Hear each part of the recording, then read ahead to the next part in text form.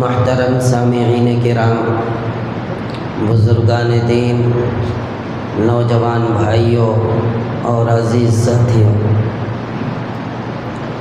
رمضان المبارک کا یہ دوسرا جمعہ ہے۔ اللہ پاک کے فضل و کرم اور احسان کی بدولت رمضان المبارک کا پہلا عشرہ بخیر و خوبی انجام تک پہنچا۔ دعا فرمائیں کہ اللہ پاک دوسرا اور تیسرا عشرہ بھی ہمیں خیر و خوبی کے ساتھ نصیب فرمائے، جو کوتاہیاں ہوئیں اسے درگزر فرمائیں اور آئندہ ہونے والے کوتاہیوں سے ہم سب کی حفاظت فرمائے۔ اللہ کے نبی صلی اللہ علیہ وسلم کا ارشاد گرامی میں نے آپ کے سامنے پڑھا، اولہ رحمت، کہ پہلا عشرہ جو ہے یہ رحمت کا ہے اور دوسرا عشرہ مغفرت کا ہے۔ یوں تو تین عشرے بھی سراپا رحمت ہی رحمت ہے، ایک تو خالص رحمت اور ایک مغفرت کا ہو جانا، یہ بھی اللہ کا فضل اور اس کی رحمت ہے۔ اسی طرح آگ سے نجات کا مل جانا، یہ مزید اللہ کی نعمت، مزید اللہ کا فضل و احسان اور اس کی رحمت ہے۔ لیکن اللہ کے نبی نے تین حصوں میں تقسیم فرما کر اپنی امت کو بات سمجھانے کی کوشش کی ہے، تاکہ امت کو ہر عشرے کے گزرتے ہی ایک نیا شوق، ایک نیا جذبہ اور ایک نیا ولولہ اس کے دل کے اندر پیدا ہو، عبادت کے اندر انہماک ہو، راتوں کو رونے والا بنے، اللہ سے مانگنے والا بنے، روزہ رکھے، قرآن کی تلاوت کرے، تراویح کا اہتمام کرے، فضیلتیں جیسے جیسے بیان کیے جائیں اسی اعتبار سے ان کے شوق کے اندر اضافہ اور ترقی ہوتا جائے۔ اس لیے اللہ کے نبی نے اسے تین حصوں میں تقسیم فرما کر شوق دلایا کہ پہلا عشرہ رحمت کا ہے۔ جب پہلا عشرہ گزر جائے تو افسوس کرو کہ ہمیں جو کرنا تھا ہم نے وہ نہیں کیا، پھر بھی اللہ کی رحمت سے ہمیں امید ہے، قوی امید ہے کہ اللہ ہمیں اپنے رحمت سے مالا مال فرما کر ہماری مغفرت فرما دے گا۔ اور جیسے ہی اللہ کے نبی کا فرمان وَأَوْسَطُهُ مَغْفِرَةٌ ہمارے سامنے آئے تو پھر ایک نئے جذبے اور تازگی کے ساتھ ہم اپنے آپ کو تیار کریں اور دوسرے عشرے کے اندر بھی عبادت کا اہتمام کریں۔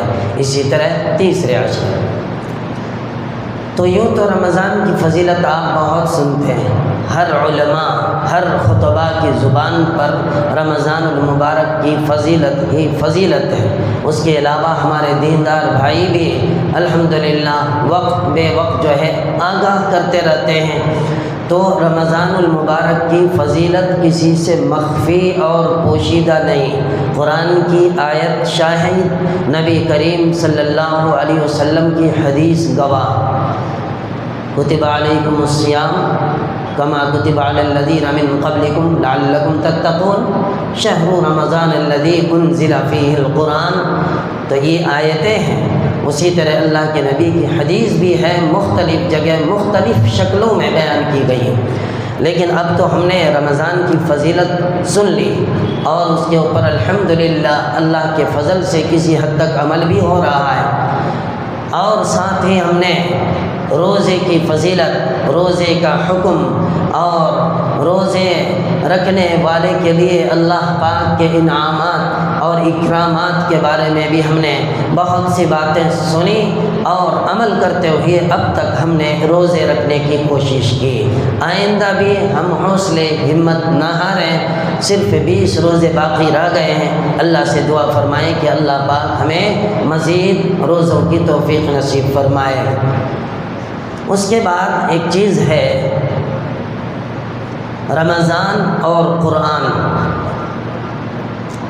کہ رمضان اور قرآن کے ساتھ آخر تعلق کیا ہے، مناسبت کیا ہے۔ کہ اللہ نے فرمایا شہر رمضان الذی انزل فیہ القرآن، کہ رمضان کا مہینہ وہ مہینہ ہے جس کے اندر قرآن کو نازل کیا گیا۔ تو رمضان میں روزہ بھی فرض ہوا اور رمضان کے اندر قرآن کو بھی نازل کیا گیا۔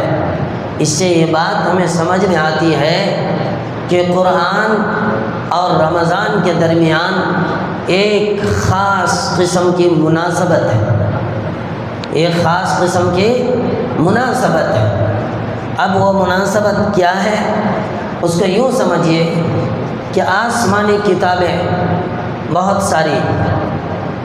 سارے نبیوں کے اوپر اللہ نے صحیفے اتارے، صحیفوں کا نزول فرمایا، اور آخر نبی جناب محمد الرسول اللہ صلی اللہ علیہ وسلم پر اللہ نے آخری کتاب قرآن پاک کی شکل میں نازل فرمایا۔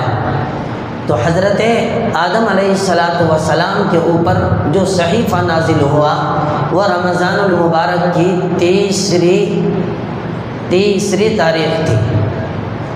حضرت ابراہیم علیہ السلام کے اوپر جو صحیفہ نازل ہوا وہ 6 رمضان المبارک کا دن تھا، اور حضرت داؤد علیہ السلام کے اوپر بھی جو صحیفہ نازل ہوا وہ رمضان المبارک ہی کا مہینہ تھا، غالباً 18 رمضان المبارک۔ اسی طرح حضرت موسیٰ علیہ السلام کے اوپر جو صحیفہ نازل ہوا وہ 12 رمضان المبارک تھا۔ تو اس طرح صحیفوں کا نزول جو ہوا وہ رمضان المبارک ہی کے اندر ہوا۔ اللہ کی آخری کتاب قرآن کریم، جس کے بارے میں سورہ لیلۃ القدر میں بھی اللہ نے ارشاد فرمایا انا انزلناہ فی لیلۃ القدر، تو رمضان کی 27ویں تاریخ میں قرآن کا نزول ہوا۔ تو یہ آخری کتاب ہے، رمضان کی 27 تاریخ کو اللہ نے نازل فرمایا۔ تو اس سے یوں معلوم ہوتا ہے کہ آسمانی صحیفوں اور کتابوں کے نازل ہونے کا اس مہینے کے اندر مطلب یہ ہوا کہ رمضان کے ساتھ قرآن کو ایک خاص مناسبت اور تعلق ہے۔ اب اس تعلق کو مزید جو ہے اس طرح سے سمجھیے کہ کتنی مناسبتیں رمضان اور قرآن کے درمیان جو ہے کیا کیا مناسبت ہے۔ تو علماء نے اس کی بھی تفصیلات لکھی ہیں کہ نمبر 1، تلاوت قرآن پاک جب اللہ کا کوئی بندہ کرنے بیٹھتا ہے تو جب تک قرآن کریم کی تلاوت کرتا رہتا ہے اللہ پاک کی رحمت اس کے اوپر لگاتار نازل ہوتی رہتی۔ بات آ رہی سمجھ میں؟ قرآن کی تلاوت کرنے والا جب تک قرآن پاک کی تلاوت کرتا رہتا ہے اس وقت تک اللہ کی رحمت اس کے اوپر نازل ہوتی رہتی ہے۔ مگر روزہ، جبکہ روزے کا حال یہ ہے کہ آدمی صبح صادق سے لے کر غروب آفتاب تک روزہ رکھا ہوا ہوتا ہے، کھانا پینا جماع سے پرہیز کرتا ہے، تو فرماتے ہیں کہ جب تک روزے دار افطار نہیں کر لیتا اس وقت تک اللہ کی رحمت اس کے اوپر نازل ہوتی رہتی ہے۔ تو یہاں تلاوت لگاتار کرتے رہنا اور رحمت کا نزول ہونا اور روزے دار پر روزہ رکھنے کی حالت میں رحمت کا نزول ہونا یہ اس بات کی علامت ہے کہ رمضان اور قرآن کے درمیان ایک خاص مناسبت اور مشابہت ہے۔ اس لیے خاص طور سے رمضان میں قرآن کی تلاوت کرنی چاہیے، روزہ تو فرض ہے ہی، رکھنا ہر حال میں ضروری ہے۔ دوسری نسبت مناسبت قرآن اور رمضان کے درمیان، فرماتے ہیں حدیثوں کے اندر آپ نے سنا کہ قرآن پاک کل قیامت کے دن قرآن کی تلاوت کرنے والے کے لیے سفارش کرے گا نہیں کرے گا؟ قرآن پاک سفارش کرے گا اپنے پڑھنے والے، اپنے تلاوت کرنے والے کے لیے۔ یہ تو مشہور ہے، جیسا کہ اللہ کے نبی صلی اللہ علیہ وسلم کا فرمان، الصیام والقرآن یشفعان للعبد یوم القیامہ، کیا فرمایا کہ روزہ اور قرآن یہ دونوں کے دونوں سفارشی ہیں، یہ سفارش کریں گے کل قیامت کے دن۔ قرآن اپنے پڑھنے والے کی سفارش کرے گا اور روزہ اپنا روزہ رکھنے والے کی سفارش کرے گا۔ اسی کو اللہ کے نبی نے فرمایا، الصیام والقرآن یشفعان یوم القیامہ۔ تو دوستو یہ دونوں کے دونوں، جہاں روزہ سفارشی کرے گا وہیں قرآن بھی، جہاں قرآن سفارش کرے گا وہاں روزہ بھی۔ اس اعتبار سے بات واضح ہو جاتی ہے کہ رمضان اور قرآن کے درمیان اللہ نے ایک خاص مناسبت اور مشابہت رکھی ہے۔ اسی طرح تشبہ بالحق بھی حاصل ہوتا ہے۔ رمضان میں قرآن کی تلاوت سے تشبہ بالحق حاصل ہوتا ہے، اللہ کے ساتھ ایک خاص قسم کی مشابہت حاصل ہوتی ہے۔ کیوں؟ قرآن اللہ نے نازل فرمایا، کس کے ذریعے سے؟ نزل بہ الروح الامین، روح الامین فرشتوں میں سب سے طاقتور فرشتوں میں جن کو خطاب دیا گیا امین کا، یہ امین ہیں۔ اللہ کا جو پیغام ان کو اوپر آسمان پر ملتا ہے بالکل ہو بہو سیم ٹو سیم اسی طرح لا کر رسول اللہ تک پیغام کو پہنچا دیتا، درمیان میں کسی قسم کی کوئی کمی بیشی نہیں ہوتی۔ تو یہ قرآن اللہ نے فرشتہ روح الامین کے ذریعے آخر الزمان صلی اللہ علیہ وسلم کے اوپر اتارا۔ اب یہ قرآن کو جب بندہ پڑھتا ہے تو یہ چونکہ اللہ کا کلام ہے، جس طرح ہم آپ اللہ کی مخلوق ہیں، اس طرح قرآن مخلوق نہیں بلکہ اللہ کا کلام ہے، اللہ سے نکل کر آیا ہے، یہ اللہ کی بات ہے۔ تو یہ تو اللہ نے پڑھا اسے، اللہ نے فرمایا، پھر حضرت جبرائیل امین تشریف لائے تو رمضان کے اندر نبی کریم صلی اللہ علیہ وسلم کو پڑھ کر سنایا، دور کیا، پھر آپ علیہ الصلوۃ والسلام نے قرآن کو پڑھا۔ تو مطلب یہ کہ اللہ کی بات کو سب سے پہلے اللہ نے پڑھا، پھر بندہ جب پڑھتا ہے تو اللہ کے ساتھ ایک خاص قسم کی مشابہت ہوتی ہے، تو یہ وصف جو ہے انسان کے اندر پیدا ہوتا ہے، تشبہ بالحق حاصل ہوتا ہے۔ اسی طرح روزے سے بھی تشبہ بالحق حاصل ہوتا ہے۔ کیسے؟ کہ بندہ روزہ رکھتا ہے، سحری کھا لیتا ہے، اس کے بعد مغرب تک کچھ کھاتا نہیں، کچھ پیتا نہیں، کھانے کی چیزیں رکھی ہیں، کبھی کبھی آنکھوں کے سامنے نظر بھی آتی ہیں، پیاس کی شدت ہونے کے باوجود کچھ پیتا نہیں، اس لیے کہ خالص اللہ ہی کے لیے یہ عبادت ہے۔ لیکن دوستو فرماتے ہیں اسی طرح اللہ جسم و جان سے پاک ہے، اللہ کا کوئی جسم نہیں، اللہ کسی جگہ کا محتاج نہیں۔ اسی طرح اللہ کھانے پینے سے بھی پاک ہے، اللہ کھاتا نہیں، اللہ پیتا نہیں، اللہ کے لیے کوئی خاص جسم نہیں۔ اسی طرح انسان تھوڑی دیر کے لیے اللہ کے اس وصف خاص کو اختیار کرتے ہوئے کھانا چھوڑ دیتا ہے، پینا چھوڑ دیتا ہے اور اللہ کے حکم کو بجا لیتا ہے۔ تو اسی لیے فرمایا جس طرح قرآن کے پڑھنے سے تشبہ بالحق حاصل ہوتا ہے، اسی طرح روزہ رکھنے کی وجہ سے بھی اللہ کے بندوں کو تشبہ بالحق حاصل ہوتا ہے کہ اللہ جس طرح کھانے پینے سے پاک اور منزہ ہے، اسی طرح بندہ بھی تھوڑی دیر کے لیے اللہ کے اس وصف کو اختیار کرتے ہوئے جو کھانا اور پینا چھوڑ دیتا ہے۔ تو یہ خاص قسم کا تشبہ، اس لیے تبرک بالقرآن فإنہ کلام اللہ، کیا فرمایا؟ تبرک بالقرآن کہ قرآن کو پڑھ کر اس سے برکت حاصل کرو۔ کیوں؟ اس لیے کہ یہ اللہ کا کلام ہے، اللہ کی کتاب ہے۔ آدمی جب اللہ کی کتاب کو پڑھتا ہے تو سکون قلب حاصل ہوتا ہے۔ اللہ کے کلام کو جب کوئی پڑھتا ہے تو اطمینان حاصل ہوتا ہے۔ اللہ کے کلام کو جب پڑھتا ہے تو اللہ کی رحمتوں کا حقدار بنتا ہے۔ اللہ کے کلام کو جب کوئی پڑھتا ہے تو اللہ سے قرب حاصل ہوتا ہے، اللہ سے نزدیکی حاصل ہوتی ہے۔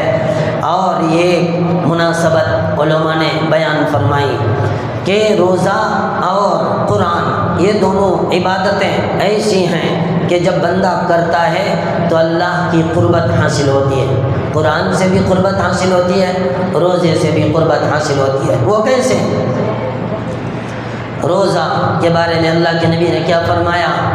الصوم لی وانا اجزی بہ، یہ حدیث قدسی ہے۔ نبی کریم صلی اللہ علیہ وسلم ارشاد فرماتے ہیں کہ اللہ نے فرمایا کہ روزہ میرے لیے، الصوم لی وانا اجزی بہ۔ اور ایک روایت کے مطابق اجزا بھی اسے پڑھا گیا کہ روزے کا بدلہ میں خود ہوں، روزے کا بدلہ میں اپنے دستے مبارک سے اپنی شان کے مطابق روزے داروں کو عطا فرماؤں گا۔ تو اسی کہنے کا مقصد یہ کہ روزہ رکھنے والے کو بھی اللہ کا قرب اور اللہ کی نسبت حاصل ہوتی ہے، بندہ اللہ کے قریب ہوتا ہے۔ اس طرح سے اتنی نسبتیں ہیں رمضان اور قرآن کے درمیان، پھر بھی ہم غافل ہیں، پھر بھی ہم روزہ نہیں رکھتے، پھر بھی ہم قرآن کی تلاوت نہیں کرتے، پھر بھی ہم تراویح کا اہتمام نہیں کرتے۔ ہم کتنے کمزور ہیں دوستو بزرگوں، کتنے نالائق اللہ کے بندے ہیں کہ انعاموں کا انبار لگا دیا۔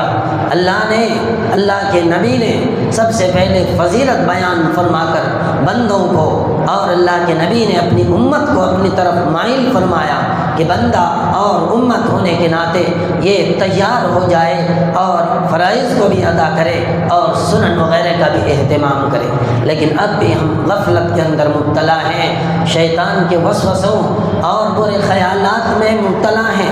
رمضان میں کرنے کے کاموں کے بجائے نہیں کرنے کے کاموں کے اندر ہم مبتلا ہیں۔ اس لیے تلاوت کی جو سعادت ہے اللہ پاک یہ سب کو عطا نہیں کرتا۔ اچھی طرح کان کھول کر سن لو، تلاوت کی سعادت کوئی معمولی سعادت نہیں، یہ سب کو اللہ عطا نہیں فرماتا۔ فرشتے نورانی مخلوق ہیں، آپ اللہ چاہتا تو فرشتوں کو حکم دیتا کہ تم قرآن پڑھو، وہ دن رات قرآن پڑھتے رہتے، لیکن حضرت جبرائیل امین، روح الامین کے علاوہ کسی فرشتوں کو یہ سعادت نہیں ہوئی، کسی فرشتہ نے قرآن نہیں پڑھا، قرآن کی تلاوت نہیں کی، لیکن روح الامین ایک ایسا مضبوط قوی امین فرشتہ ہے کہ اللہ نے یہ سعادت ان کو عطا فرمائی کہ انہوں نے قرآن کی تلاوت کی۔ کیوں؟ اس لیے کہ قرآن کو نبی تک پہنچانا تھا، قرآن کو نبی کے اوپر اتارنا تھا، اسی لیے حضرت جبرائیل امین کو یہ سعادت اللہ نے عطا فرمائی کہ حضرت جبرائیل امین نے قرآن کی تلاوت کی۔ تو اس لیے اگر کوئی اللہ کا بندہ قرآن کی تلاوت کرتا ہے تو اللہ کی نورانی مخلوق کے ساتھ بھی مناسبت اور مشابہت پیدا ہوتی ہے، اور حضرات جو فرشتے ہیں ان کے ساتھ بندوں کو مشابہت حاصل ہوتی ہے۔ تو فرشتوں میں یہ سعادت صرف حضرت جبرائیل امین کو عطا ہوئی اور اس کے علاوہ کسی فرشتوں کو نہیں ہوئی، لیکن اللہ نے اس قرآن کی تلاوت کی سعادت اپنے بندوں کو عطا فرمائی۔ یہ اتنی بڑی سعادت ہے میرے محترم بزرگوں اور دوستوں کہ اگر کوئی قرآن کی تلاوت نہیں کرتا، قرآن کو نہیں سنتا تو اس سے بڑا محروم القسمت کوئی شخص بھی نہیں، اس سے بڑا محروم القسمت کوئی شخص بھی نہیں ہے۔ اسی لیے رمضان کو فرمایا گیا کہ رمضان ہوا شہر تلاوت القرآن، کہ رمضان ایک ایسا مہینہ ہے جو تلاوت قرآن کا مہینہ ہے۔ اسی لیے بعض نے قاریوں کا مہینہ کہا اسے، بعض نے قرآن کا مہینہ کہا۔ تو بہرحال بات جیسی بھی ہو، ہر انسان کو قرآن کی تلاوت کرنی چاہیے اپنی اپنی بساط اور طاقت کے بقدر، جتنا جسے توفیق ہے، جتنا جسے علم ہے، پڑھنا جانتا ہے اسی حساب سے، مگر پڑھنا چاہیے۔ اسی کو میں بار بار کہا کرتا ہوں کہ دنیا میں سب سے زیادہ اگر قرآن سے نفع اٹھایا، بات بعض لوگوں کو خراب لگتی ہے لیکن ہے بات صحیح، قرآن سے سب سے زیادہ اگر کسی نے نفع اٹھایا تو یہود اور نصارہ نے اٹھایا ہے دنیاوی اعتبار سے، اور مسلمان سب سے زیادہ اس سلسلے میں پیچھے رہ گیا ہے۔ لوگ کہتے ہیں یہ کیسے؟ میں کہتا ہوں کہ ابتدائی زمانہ سے لے کر آج تک دنیا نے جتنی ترقی کی ہے، ایک چھوٹی سی پلاسٹک کی کار سے لے کر فضا میں اڑنے والے ہوائی جہاز تک، خدا کی قسم قرآن کے اندر موجود ہے۔ 14ویں پارے میں والخیل والبغال والحمیر لترکبوها وزینہ، اس زمانے کے اندر جو سواریاں تھیں اس کا ذکر فرمایا، تو اس سے انہوں نے دماغ لڑا کر کہ اس میں بہت ساری چیزیں اس آیت کے اندر ہیں، ہوائی جہاز تک بھی پہنچ گئے اور پتہ نہیں کہاں کہاں تک یہ پہنچے۔ تو اسی لیے قرآن کو تلاوت کرنی چاہیے اور غور و فکر کے ساتھ قرآن کو پڑھنا چاہیے، سرسری نہیں۔ آج تو حالت یہ ہے کہ تراویح پڑھنے والے سو کر تراویح پڑھتے ہیں، اللہ بھلا کرے، صرف حافظ ہی کو معلوم ہوتا ہے کہ کیا پڑھ رہا ہے، یا حافظ کے پیچھے کوئی حافظ ہو تو اسے معلوم ہوتا ہے بیچارے کو کہ کیا پڑھا جا رہا ہے۔ یہی وجہ ہے کہ اگر تھوڑی سی تلاوت کسی رکعت میں زیادہ ہو جاتی ہے تو وزن ہو جاتا ہے، بھاری دستا ہے، جیسا کوئی بہت بڑا وزن ہمارے اوپر پڑ رہا۔ اس لیے کہ ہم قرآن ایسے نہیں پڑھتے، ایسے نہیں سنتے جیسے صحابہ سنتے تھے۔ صحابہ رغبت کے ساتھ قرآن کی تلاوت کرتے تھے، رغبت کے ساتھ قرآن کو سنتے تھے۔ اسی لیے حضرت عبداللہ بن عمر بن زبیر رضی اللہ تعالی عنہ نے اپنی دادی اسماء بنت ابو بکر سے پوچھا، کیا پوچھا کہ صحابہ کیسے تھے، صحابہ کے بارے میں کچھ بتائیں۔ کیا کہا کہ صحابہ کرام رضوان اللہ تعالی علیہم اجمعین کے بارے میں آپ کو کچھ بتائیں، پوچھا تو ارشاد فرمایا کہ کانوا کما وصفهم اللہ تدمع اعینهم وتقشعر جلودهم۔ کیا فرمایا کہ صحابہ کرام رضوان اللہ تعالی علیہم کا جو وصف اللہ نے قرآن کریم کے اندر بتایا ہے، بیان کیا ہے، صحابہ کرام اس وقت سے لے کر اب تک اسی وصف کے ساتھ خاص ہیں جیسا قرآن میں بیان کیا گیا ہے، ہو بہو صحابہ کا معمول آج بھی ایسا ہی ہے۔ کیا تدمع اعینہم، قرآن پڑھتے ہیں تو ان کی آنکھیں آنسو بہاتی ہیں، قرآن پڑھتے ہیں تو ان کی آنکھیں اشک بار ہو جاتی ہیں۔ وتقشعر جلودہم، قرآن پڑھتے پڑھتے ان کے جسم کے رونگٹے کھڑے ہو جاتے ہیں، کانٹے کھڑے ہو جاتے ہیں اللہ کے خوف سے۔ یہی وجہ ہے اللہ نے ارشاد فرمایا قرآن کے نزول سے پہلے، لو انزلنا ھذا القرآن علی جبل لرأیتہ خاشعا متصدعا من خشیۃ اللہ، کہ اگر اس قرآن کو ہم علی جبل، پہاڑ کے اوپر نازل کرتے تو پہاڑ بھی اللہ کے خوف سے ریزہ ریزہ ہو جاتا۔ اس لیے کہتا ہوں اے حضرت انسان، تم کمزور ہونے کے باوجود اللہ نے تمہیں قرآن کے اندر کمزور کہا ہے، ضعیف کہا ہے، اس کے باوجود بھی اتنا بڑا وزن، اتنی بڑی چیز تمہارے اوپر اللہ نے نازل فرمایا، اور اللہ کے نبی کے اوپر نازل فرما کر ہمیں اس کا مامور بنایا۔ پھر بھی ہم اس سے غفلت کے اندر ہے، ہم پڑھتے نہیں۔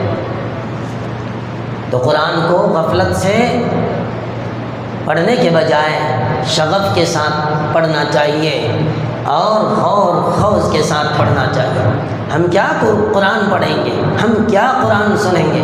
قرآن تو ان لوگوں نے پڑھا، صحابہ نے پڑھا، سنا، ہمارے اسلاف نے پڑھا اور سنا۔ حضرت عثمان غنی رضی اللہ تعالیٰ عنہ ہر دن ایک ختم قرآن پڑھتے تھے، ہر دن۔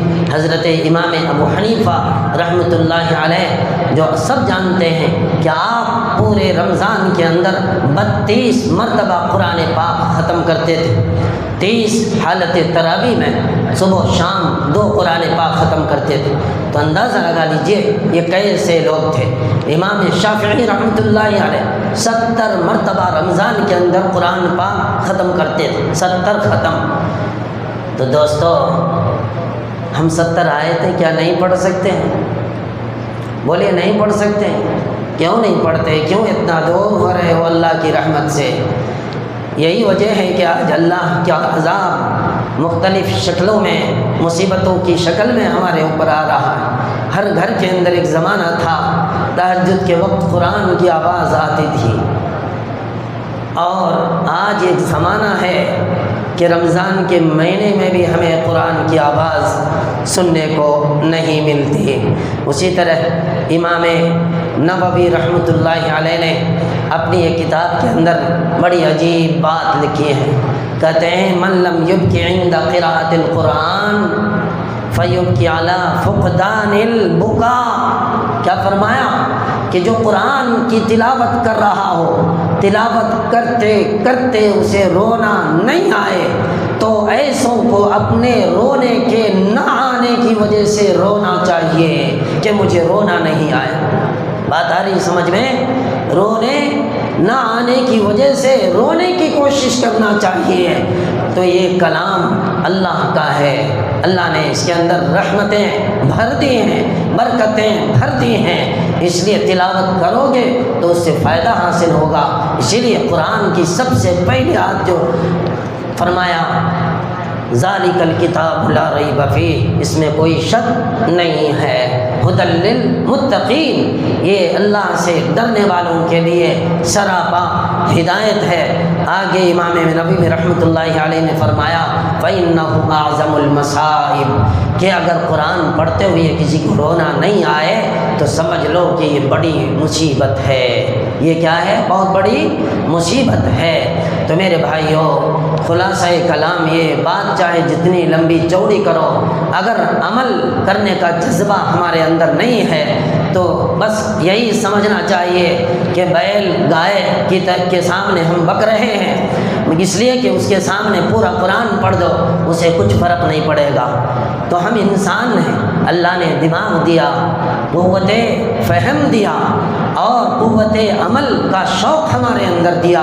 کچھ باتوں کو کہنے سننے سے پہلے چاہے میں ہی اپنے آپ کو ملا کر بول رہا ہوں، میں ہی کیوں نہ ہوں، ہمیں عمل کے جذبے سے کہنا اور سننا چاہیے، اور توفیق تو اللہ دینے والا ہے۔ دعا فرمائے کہ اللہ پاک ہم سب کو کہنے سننے سے زیادہ عمل کی توفیق